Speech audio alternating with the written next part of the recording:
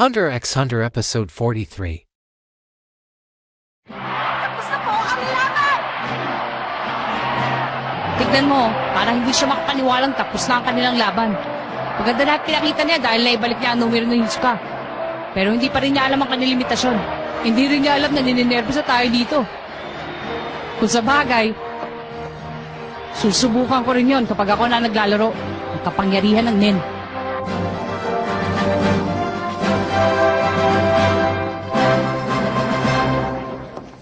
Sa palagay ko, tama lang ang desisyon na ginawa ko.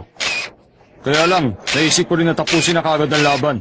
Kahit sumama pa ang loob ng ating mga manonood. Dahil na rin sa sitwasyon ng dalawa nating manlalaro. Ang ginawa niya pala ay technical judgment. Ano yun? Kapag nakita ng mga referee na wala na talagang pag-asa isang manlalaro, tinatapos nila kaagad ang laban. Talaga? Dapat pala maging mautak ka rin sa pagpusta.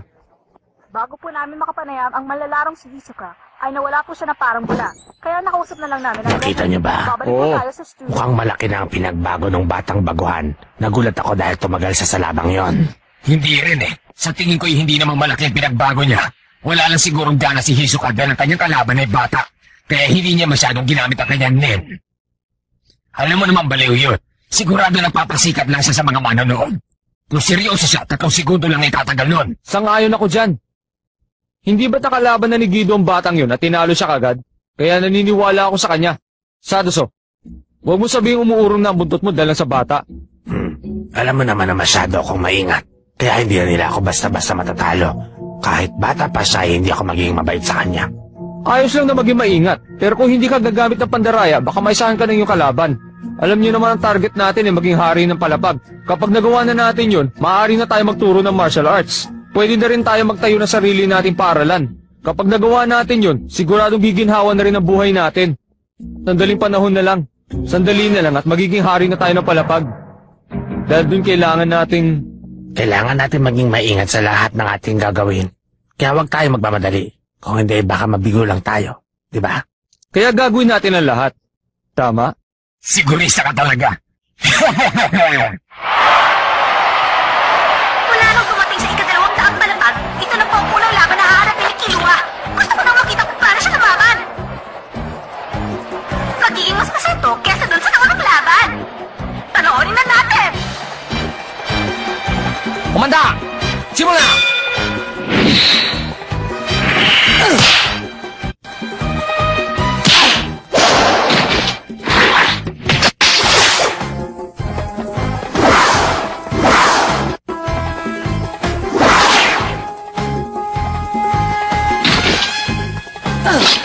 Kunti na siya! Mabilis na naiwasan ng malalarong si Killua ang pag-ataking ginawa ng kalabang sigurado!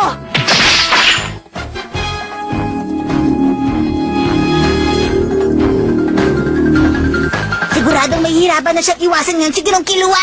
Tama. Dahil ang ginagamit ni Dorado sa kanyang pakikipaglaban ay 2 uri ng Nen. Delikado si Ginong Killua kaya kailangan mag-ingat siya! Huwag kang sumigaw. Magsisimula na sigurado! Ano kaya gagawin Killua?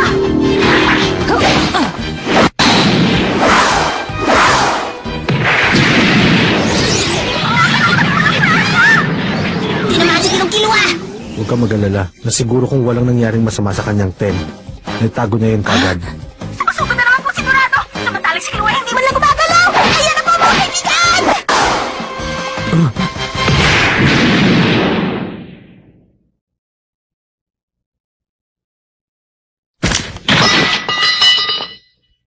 Magsakda si Dorado! Ang nagwagi si Killua! Sinasabi ko na nga ba? Nanalo si Killua sa isang mata! Magdala kayo ng stretcher. Ano? Ang sabi ko, magdala kayo ng stretcher!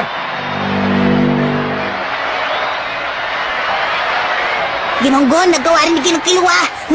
Napakalakas talaga niya! Magkasing galing talaga kayong dalawa! Hindi ko alam yung sa akin. Sigurado si Killua. Masyado na siyang malakas ngayon. Matapos niya matutunan ng Nen, pwede na siyang ikumpara sa hari ng palapag. Ginong Killua, ibang klaseng ginawa mo! Ang galing mo talaga! Akala mo lang yun. Yung galing ataking ginawa mo, akala ko sumablay ka! Oo nga, nanalo nga ako. Pero parang baliwala naman yung laban namin. Kumpara doon sa laban ni Gon at ni Hisoka, wala kaming binatbat. Tama. Mas maganda at makabagbag damdamin ang laban ni Hisoka at Gon. Pero, Habang naglalaban kaming dalawa ni Hisoka, napag-isipan kong hindi lang ang kapangyarihan ng Nen ang dahilan kung bakit siya nanalo sa akin. Depende pa rin kung paano niya gagamitin ang kanyang kapangyarihan. Kailangan kong malaman kung ano talaga ang Nen na nababagay sa akin. At dapat lang na ako lang ang makakakontrol sa kanya. Kaya lang, hindi ko pa talaga yun nakikita. Tapos lumaban na ako ng basta-basta. Hindi pa ako malakas. Kung sineryoso lamang ni Hisoka ang laban, siguradong ako Kapag nalaman mong bagay na yon, may iisip mong labis ang kahulugan ng iyong pakikipaglaban. Kapag ikaw ay natalo, mas marami kang matututunan kaysa kung ikaw ay mananalo. Ginonggon, tigilan mo muna ang pag-iisip tungkol sa laban. Mas mabuti magpahinga ka muna sa loob ng 1 buwan. Ang oras na ito ay ilaan mo muna sa pag-iisip tungkol sa iyong Nen at huwag sa pakikipaglaban. Isa rin iyong pagsasanay ng isip mula sa Mind Origin School. Opo! Ginoong Killua, pwede ba kitang makausap na tayong dalawa lang bago lumubog ang haring araw? Oh!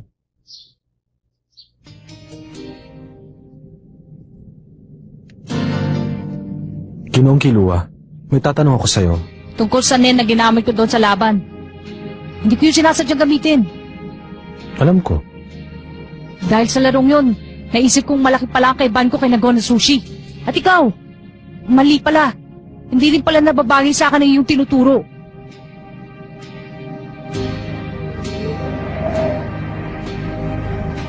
Siguro, wala akong karapatang matutunan ng kahit na anong nagmula sa Mind Origin School.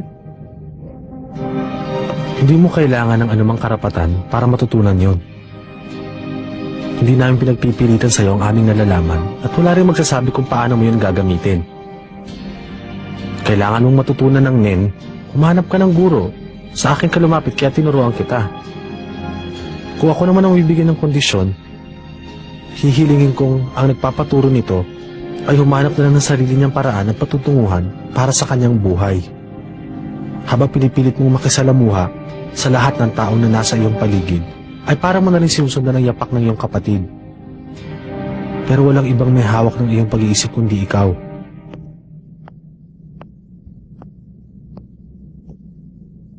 Ginoong Wing!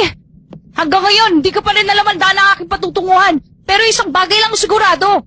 Masaya ako sa pagsasanay na ginagawa natin kasama sila Gon at Sushi. Kaya, gusto ko sana ito yung pagpatuloy. Kung pwede lang. Siyempre.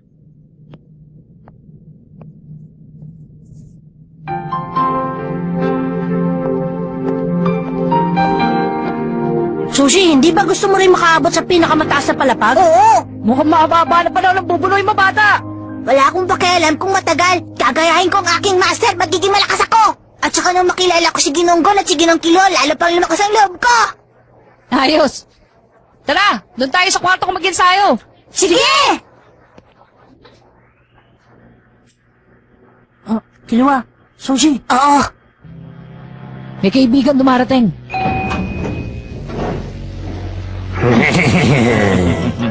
Alam niyo bang masyado kayong mayayabang? Baka marami magalit sa inyo niyan. Huwag na kayo masyado maging mainit. Bakit hindi na lang sabihin kung kailan kayo makikipaglaban dahil gusto namin kayong makaharap? Sino sila?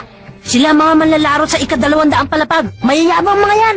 Ginong Gon, hindi ba't nakalaban mo na yung nasa gitna? Ang pinipili nilang makalaban ay yung mga bagawan na katulad natin para madagdagan kagad ang kanilang puntos. Alam niyo bang kinakabahan na kami ngayon? Malapit ang maubos ang aming oras. Bakit hindi na lang tayo maglaban? Kung gusto nyo, ipapakita ko na kagad sa inyo ang aking kakayahan dito. Pasensya na. Sinabi sa akin ni Ginoong Wing na magpahinga muna ako sandali. Kaya hindi... Hindi pwede. Ang panahon ko hanggang sa 15 ng Hunyo na lang. Piliin nyo na yon. Sira pala to eh. Wala kaming pakialam sa sitwasyon nyo. Malis na nga tayo! Gon, pipilitin ko na tayong dalawang maglalaban.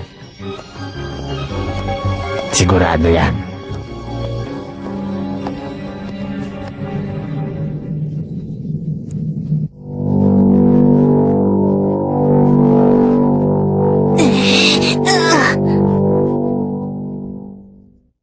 Unti-unti na ako nasasanay. Ang pagpapalit mo mula sa Ren papunta sa Ten at sa Setsu ay mukhang hindi pa masyado eksakto. Eksakto! Napakabilis naman nilang matuto. Hindi nila alam na inabot ako ng ilang linggo bago natutunan yon.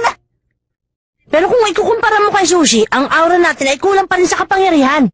Kung gusto mo, tagalan pa natin ang pag-iensayo natin. Hindi! Itigil muna natin to. Meron pa kayong laban bukas, hindi ba? Kaya mabuti pang magpahinga muna kayo at maghandaan lang yon. Talaga? Pero kaya ko pa eh. Tama na yan! Kapag nag-ensayo pa sila nag-ensayo, may iiwanan na nila ako! Sige, kita tayo bukas. Magandang gabi. Sige na! Titignan natin.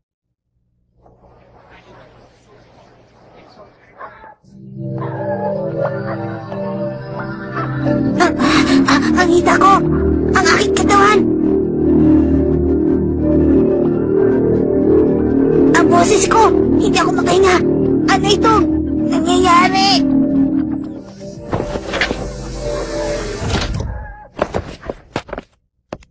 Sandali lang! Hindi nyo na kailangan gawin ng walang kwentang pandaraya na katulad nito. Tatanggapin ko ang hamon nyo. Kailangan ba yun? Huwag kayong mag-alala. Papanalunin ko kayo. Kung gusto nyo, bibigyan ko pa kayo ng tag-iisang panalo. Maliwanag ba yon? Okay ba yon? Talaga? Siguro pinagpapahinga na aming master sa loob ng isang buwan. Kaya hindi siya maaaring tumanggap ng laban ng walang permiso. Sumira na siya sa pangako nun. Kaya kung sisira pa siya ulit, sa palagay ko, hindi na niya matututunan ng nen. Kahit napatawarin pa siya ng aming master. Siguradong malaking problema yun. Kung gusto niyo talaga makalaban si Gon, baguhin niyo ang inyong schedule. Gawin niyo na sa araw na pwede na siya makipaglaban. Ayos. Pero, ba't hindi pa tayo sabay-sabay na magparehistro? Para sigurado, tapos ibibigay ko sa itong bata. Sige, walang problema sa akin yun. Pero ito na ang una at huling kasunduan na gagawin natin, ha? 15 ng Hunyo. Tama na ba to? Oo, maaari mo na siyang kunin. Ipapaalala ko lang, ha? Ito ang huling kasunduan. Kapag sumira kayo sa usapan, wag na nga. Ano yon? Sabihin mo na sa amin. Ilonggan, meron bagay sa harap ng iyong pintuan. Siguro ba intindihan mo na kung anong nangyayari? Ano mangyayari kung sisira kami sa usapan? Mababaliwala yun kung sasabihin ko sa iyo dito. Basta tumupad na lang kayo sa usapan. Kung hindi mo ito ipapaalam kahit kanino at susunod sa pag-uutos ko, makakapagsimula ulit kayo bukas sa inyong pagsasanay. Ngayon, makinig ka ng mabuti. Sushi. Ay, ang hirap talagang pigilan ng sarili sa pagtapos ng tao, oh. Ganito pala ang normal na buhay.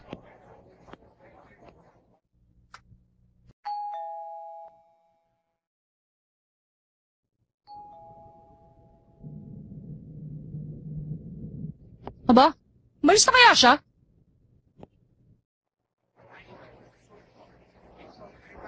Lapit pa mga kaibigan! Meron pa kaming ticket para sa laban ni Lagon at Sadaso. Pagsisisihan nyo kapag hindi nyo napanood. Pare, pagbilang mo nga kami ng isa. Ako rin. Mama, ako rin, bibili na isa. Sige bata, walang problema. Siya nga pala, anong uri ba ng tao itong si Sadaso? Kung yan ang gusto mong malaman ay wala siyang kasing lupit. Ang paborito niyang paglaro na yung mga baguhan. Makikita natin. Oh? Anong problema? Si Kilua. Ha? Ang malalaro sa 200 palapag. Oo, hindi ba siya yung baguhan na unang lalaban kay Sadaso bago si Gon? Napakayabang niya. Hindi pa nga niya alam kakayahan ng kalaban niya bago siya magsalita. Nakikita ko nga walang kapag-apag-asa sa laban nilang dalawa. Sa palagay mo tama ka. Pero sa kanya ko pupusta ang pera ko.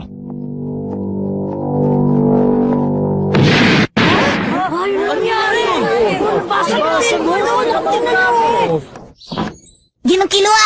Kumusta? Balita ka ka rin ng problema ni Sushi kagabi. Di naman sa ganon. O ano, Sushi? Kamusta na yung pakiramdam?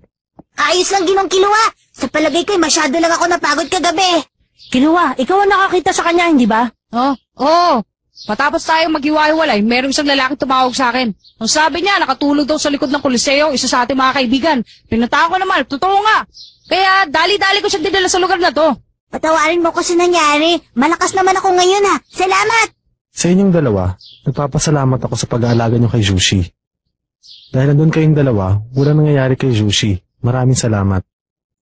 Kaming dalawa nag-imbita kay Sushi sa lugar na yon. Huwag kayong magpasalamat. Masyado naman kayong seryoso. Bakit kung tratuhin niyo naman ako para isang bata? Pasensya ka na. Siya nga pala, Ginong Wing. Tungkol ba yan sa susunod ninyong laro? Si Ginoong Gon ay humihingi din sa akin ng permiso. Kailan nga ba yan? Sa 15 ng Hunyo, yun ang aking kaarawan. Sige, payag ako. Pero bago dumating ang araw ng iyong pakikipaglaban, ang gusto ko'y magpahinga kayo para gumanda ang kondisyon ng inyong katawan. Kilua, ha? Kung hindi ako nagkakamali, blinakmail ka rin nila. Pinagalit talaga nila ako. Oo. Kung hindi tayo binigyan ng permission ni Ginoong Wing, siguradong... Hindi mangyayari yun. Dahil naintindihan tayo ni Ginoong Wing. Ha? Talaga? Siyempre. Kaya pala, ipapatalo talaga natin ang laban. Kaya kong gawin yun, pero... Ako hindi. Hindi ako makapagpigil kapag naiisip kong gagawin nila ulit kay Josie ang bagay na yun. Huwag kang mag-alala.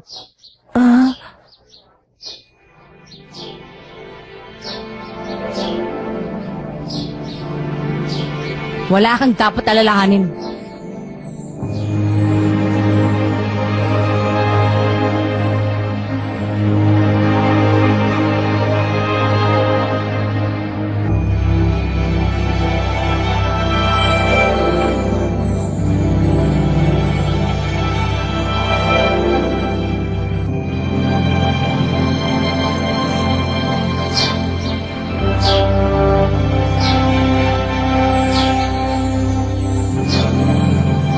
Ay, nako.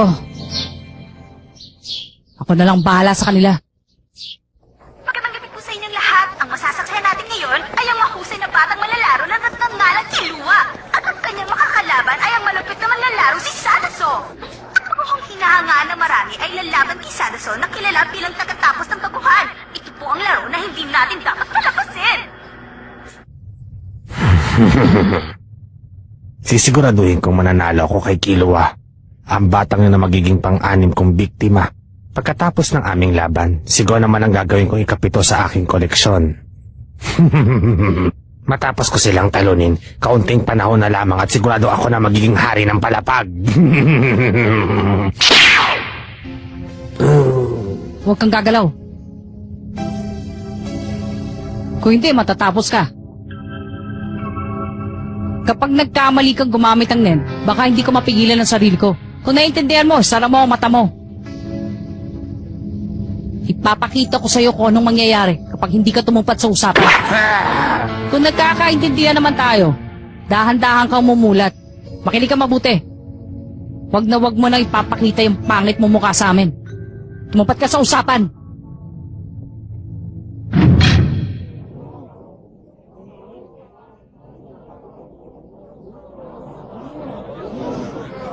Oras na para magsimula ang kanilang laban. Bakit hindi ba nagpapakita yung mamang mayabang? Meron po kaming bagong balita para sa inyo. Ang manlalarong si Sadaso ay wala sa kanyang silid. Wala rin po kami nakitang kahit na anong gamit na pag-aari niya. Mukha pong malinis na malinis ang kanyang kwarto. Ibig sabihin nito ay... Ubus na ang oras. Ayon sa patakaran, ang manlalarong si Sadaso ay talo na. Ang nagwagi, si Kilua. Tapos na!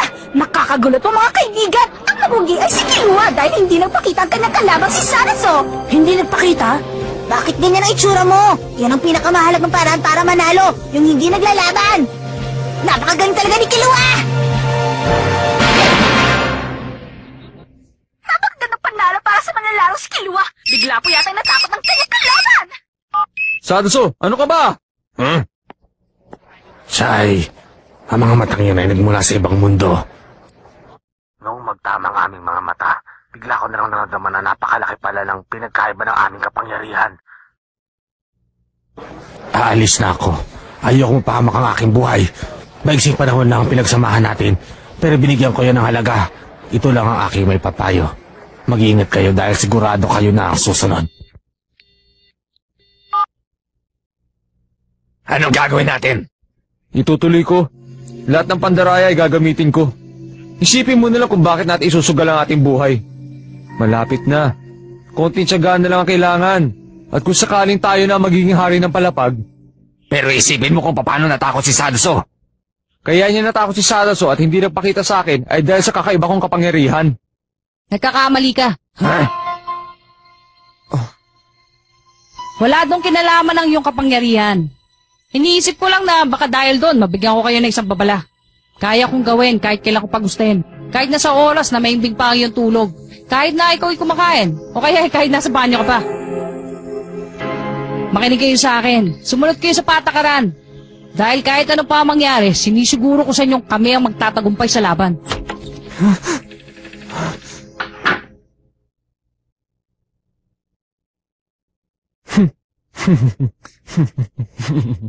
Dapat talaga lumalaban tayo ng patas. Nakakahiya naman sa mga tao eh.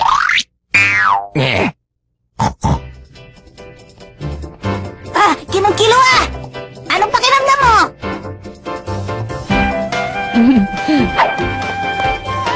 Dapat libre niyo ako dahil nanalo ako. Sige, pero isang siopaw lang ha. Kuripot mo naman oh.